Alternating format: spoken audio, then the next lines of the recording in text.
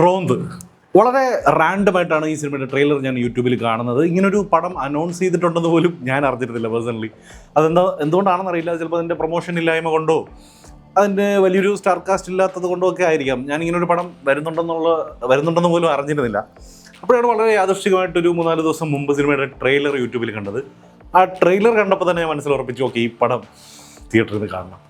അങ്ങനെ പോയി തിരുവനന്തപുരം ഏരിസ്പെക്സ് തിയേറ്ററിൽ നിന്നാണ് സിനിമ കണ്ടത്. 180 രൂപ കൊടുത്തിട്ട് നൈറ്റ് പട്രോളിങ്ങിന് ഇറങ്ങുന്ന, അതായത് റോന്തിനിറങ്ങുന്ന കേരള പോലീസിൻ്റെ ഒരു ജീപ്പിൻ്റെ പുറകിലത്തെ സീറ്റിൽ കയറി ഇരുന്ന് ഒരു രാത്രി റൗണ്ട് അടിച്ച് വന്നൊരു അനുഭവമായിരുന്നു എനിക്ക് റോന്ത്. ഷാഹി കബീർ ജോസഫ് എന്ന സിനിമയുടെ തിരക്കഥാകൃത്തായിട്ടാണ് ഷാഹി കബീർ മലയാള സിനിമയിലേക്ക് കാലെടുത്ത് വയ്ക്കുന്നത്. അതിനു മുൻപ് പുള്ളി തൊണ്ടിമുതലും ദൃക്സാക്ഷിയുമിലെ ഡയറക്ഷൻ ടീമിൽ, ദിലീഷ് പോത്തൻ്റെ ഡയറക്ഷൻ ടീമിൽ വർക്ക് ചെയ്തിട്ടുണ്ടായിരുന്നു. ജോസഫ് തന്നെ ഒരു ബാങ് ആയിരുന്നു മലയാള സിനിമയിൽ. അതിനുശേഷം ഷാഹി കബീർ എഴുതിയ പോലീസ് സ്റ്റോറീസ് എല്ലാം ഗംഭീരമായിരുന്നു. അത് നമ്മൾ കണ്ടതുമാണ്. അതിപ്പോൾ നായാട്ടായാലും ഇലവീഴ പൂഞ്ചിറ ആയാലും ഒക്കെ ഗംഭീര സ്ക്രിപ്റ്റുകളായിരുന്നു. ആകെ ചെയ്തത് 5 പടം. അതിൽ 2 സിനിമ പുള്ളി ഡയറക്റ്റും കൂടെ ചെയ്തു, ഇലവീഴ പൂഞ്ചിറയും ഇപ്പോൾ റോന്തും. ഇനി നമുക്ക് റോന്തിലേക്ക് വന്നാൽ, ദിലീഷ് പോത്തൻ, റോഷൻ മാത്യു എന്നിവരെ കേന്ദ്ര കഥാപാത്രങ്ങളാക്കി ഷാഹി കബീർ സംവിധാനം ചെയ്ത 2ാമത്തെ ചിത്രം റോന്ത്. Action hero Biju. ആ സിനിമ നമ്മൾ തിയേറ്ററിൽ ഇത് കണ്ടപ്പോൾ കിട്ടിയ ഒരു എക്സ്പീരിയൻസ് ഉണ്ട്. നമ്മൾ ആ ഒരു പോലീസുകാരോടൊപ്പം യാത്ര ചെയ്തൊരു ഫീല് നമുക്ക് കിട്ടുന്നില്ല. ശരിക്കും അതുപോലൊരു എക്സ്പീരിയൻസ് തന്നെയാണ് റോന്തും നമുക്ക് സമ്മാനിക്കുന്നത്. ഈ സിനിമ കണ്ടു കഴിഞ്ഞപ്പോൾ ശരിക്കും നമുക്ക് പോലീസുകാരോട്, അല്ലെങ്കിൽ പോലീസുകാരായിട്ട് ജീവിക്കുന്ന ഓരോ മനുഷ്യരോടും അറിയാതെ ഉള്ളിലൊരു ബഹുമാനം തോന്നിപ്പോകും. കാരണം ഈ സിനിമ മൊത്തത്തിലൊരു ഇമോഷണൽ റോളർ കോസ്റ്ററാണ്. ഇമോഷൻസ് ഇങ്ങനെ മാറി മാറി വരും ഓരോ സീൻസ് കഴിയുമ്പോഴും. ഈ സിനിമയുടെ പോസിറ്റീവ് വശങ്ങൾ എന്താണെന്ന് നോക്കിയാൽ നമ്പർ 1 ആയിട്ട് എനിക്ക് തോന്നിയത് പെർഫോമൻസസ് ആണ്. അതായത് പ്രധാന വേഷങ്ങൾ കൈകാര്യം ചെയ്ത ദിലീഷ് പോത്തൻ, റോഷൻ മാത്യു, പിന്നെ അരുൺ, പിന്നെ ലക്ഷ്മി മേനോൻ, അതായത് നമ്മുടെ മിഥുൻ ചേട്ടൻ്റെ വൈഫ് ലക്ഷ്മി, ഇവരെല്ലാം ഗംഭീര പ്രകടനമായിരുന്നു. അടിപൊളി പെർഫോമൻസ് എല്ലാവരുടെയും. പിന്നെ ഇവരല്ലാതെ തന്നെ നമുക്ക് പുതുമുഖങ്ങളായ ഒരുപാട് പേര് വന്നിട്ടുണ്ട്. അവരെല്ലാം മികച്ച പെർഫോമൻസ് ആണ് കാഴ്ചവെച്ചത്. അങ്ങനെ എന്താ പറയുക, ഞാൻ നേരത്തെ പറഞ്ഞില്ല, നമുക്ക് ഒരു പോലീസ് ജീപ്പിന്റെ പിന്നിലിരുന്ന് യാത്ര ചെയ്യുന്ന ആ ഒരു ഫീലാണ്. അത്രയ്ക്കും റിയലിസ്റ്റിക് ആയ ഒരു അപ്രോച്ചാണ് റോന്തിൻ്റെത്. പിന്നെ ഇതിൻ്റെ സ്ക്രിപ്റ്റ്, ഞാൻ നേരത്തെ പറഞ്ഞാൽ ഒരു ഇമോഷണൽ റോളർ കോസ്റ്ററാണ് പടം. ഓരോ സീൻ കഴിയും തോറും എന്താ പറയുക, ഓരോ ഇമോഷൻസ് ഇങ്ങനെ മാറി മാറി നമുക്ക് ഇങ്ങനെ വന്നുകൊണ്ടിരിക്കും. ചില സീനുകൾ കാണുമ്പോൾ നമുക്കറിയാതെ കണ്ണ് നിറയും, തൊട്ടടുത്ത സീന് കാണുമ്പോൾ ചെറിയൊരു ചിരി വരും, തൊട്ടടുത്ത സീന് കാണുമ്പോൾ ഒരു ത്രില്ല് തോന്നും. അങ്ങനെ അങ്ങനെ അങ്ങനെ അങ്ങനെ അങ്ങനെ അങ്ങനെ അങ്ങനെ പോകുന്ന ഒരു സ്ക്രിപ്റ്റിംഗ് ആണ് ഈ പടം പിടിച്ചിരിക്കുന്നത്. ഞാൻ നേരത്തെ പറഞ്ഞില്ലേ, പോലീസുകാരോടൊക്കെ ഒരു ബഹുമാനം തോന്നുന്നു. അവരുടെയൊക്കെ ലൈഫിൽ അവരൊരു ദിവസം എന്തുമാത്രം ഇമോഷൻസിലൂടെയാണ് ഇങ്ങനെ കടന്നു പോകുന്നതെന്ന് നമ്മളിങ്ങനെ കൺമുന്നിൽ കാണുകയാണ്. പിന്നെ എടുത്തു പറയേണ്ടതായിട്ട് എനിക്ക് തോന്നിയത് ഈ സിനിമയുടെ സിനിമാറ്റോഗ്രാഫി. മനേഷ് മാധവനാണ് ഈ സിനിമയുടെ സിനിമാറ്റോഗ്രാഫർ. ഗംഭീര വർക്ക്. സിനിമ എന്താണോ ഡിമാൻഡ് ചെയ്യുന്നത്, അല്ലെങ്കിൽ സ്ക്രിപ്റ്റ് എന്താണോ ഡിമാൻഡ് ചെയ്യുന്നത്, അതിനനുസരിച്ചുള്ള സിനിമാറ്റോഗ്രാഫി. പ്രത്യേകിച്ച് ഈ സിനിമയിലെ ഭൂരിഭാഗം സീൻസും ഒരു ജീപ്പിനുള്ളിലാണ് നടക്കുന്നത്.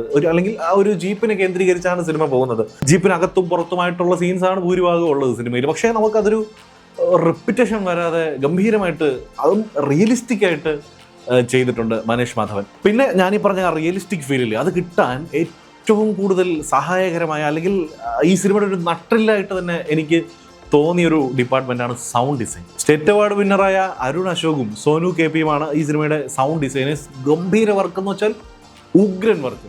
നല്ലൊരു ഡോൾബി അറ്റ്മോസ് തിയേറ്ററിൽ ചെന്നിരുന്ന്, സെൻട്രൽ സീറ്റിൽ നിങ്ങൾ ചെന്നിരുന്ന് കിടിലമായിട്ട് എക്സ്പീരിയൻസ് ചെയ്യാൻ പറ്റുന്നൊരു സൗണ്ടും കൂടിയാണ് റോന്തിന് ഉള്ളത്. ദിലീഷ് പോത്തൻ്റെ ഇത്രയും വർഷത്തെ കരിയറിൽ പുള്ളിക്ക് കിട്ടിയ ഏറ്റവും മികച്ച വേഷം ഒരുപക്ഷെ റോന്തിലെ യോഹന്നാൻ തന്നെ ആയിരിക്കും.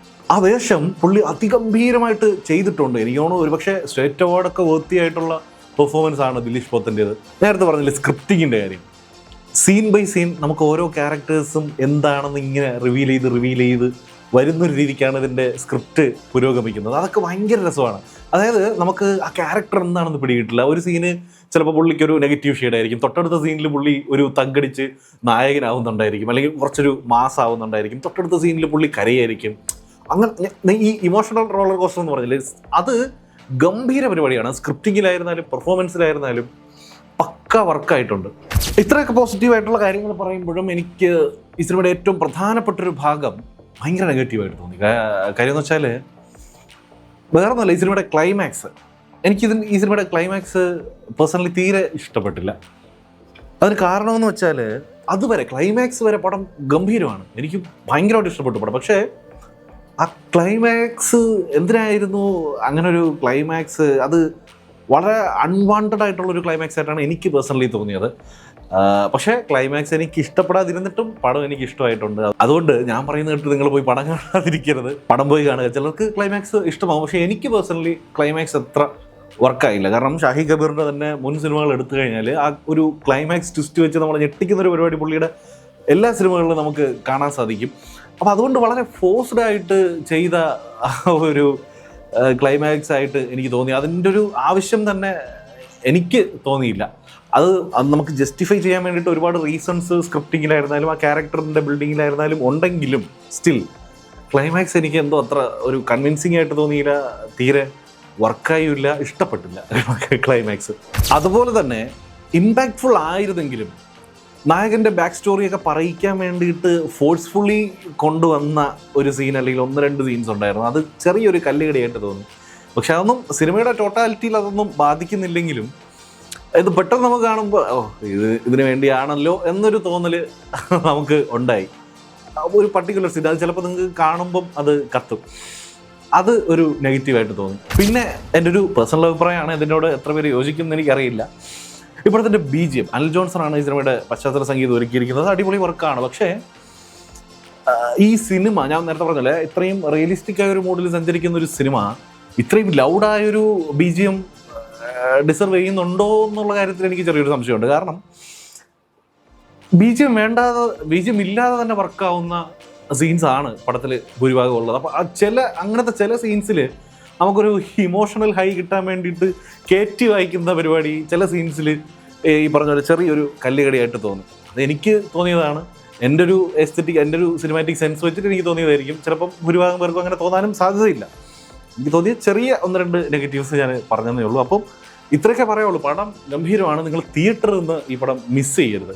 ഞാൻ നേരത്തെ പറഞ്ഞാൽ ഒരു 160 രൂപ കൊടുത്തിട്ട് കേരള പോലീസിൻ്റെ നൈറ്റ് പട്രോളിങ്ങിന് ഇറങ്ങുന്ന ഒരു ജീപ്പിൻ്റെ പുറകിൽ കയറിയിരുന്ന് കാഴ്ചകളൊക്കെ കണ്ട് അത് അനുഭവിച്ച് ആ ഇമോഷൻസിലൂടെ നമ്മൾ കടന്നുപോയി പടം തീർന്നൊരു 2 മണിക്കൂറേ പടത്തിന് ലെങ്ത് ഉള്ളൂ. 2 മണിക്കൂർ 5 മിനിറ്റ് കഴിഞ്ഞ് സന്തോഷത്തോടെ പുറത്തിറങ്ങാൻ പറ്റുമെന്ന് ചോദിച്ചാൽ എനിക്കറിയില്ല. തൃപ്തിയോടെ പുറത്തിറങ്ങാൻ പറ്റും. ഒരു നല്ല സിനിമ കണ്ട തൃപ്തിയോടെ നമുക്ക് പുറത്തിറങ്ങാൻ പറ്റുന്നൊരു സിനിമ തന്നെയാണ് റോന്ത്. ഓക്കെ, അപ്പോൾ ഇത്രയൊക്കെയാണ് റോന്ത് എന്ന സിനിമയെ പറ്റിയിട്ട് എനിക്ക് തോന്നിയ കാര്യങ്ങൾ. നിങ്ങൾ സിനിമ കണ്ടെങ്കിൽ നിങ്ങളുടെ അഭിപ്രായം എന്താണെന്ന് താഴെ കമൻറ്റിൽ പറയുക. സിനിമ കണ്ടിട്ടില്ലാത്തവരുണ്ടെങ്കിൽ തീർച്ചയായും തിയേറ്ററിൽ പോയി കാണുക. തിയേറ്റർ വാച്ച് ഡിമാൻഡ് ചെയ്യുന്നൊരു സിനിമ തന്നെയാണ് റോന്ത്. അപ്പോൾ മറ്റൊരു വീഡിയോയുമായി വീണ്ടും കാണാം. ബൈ.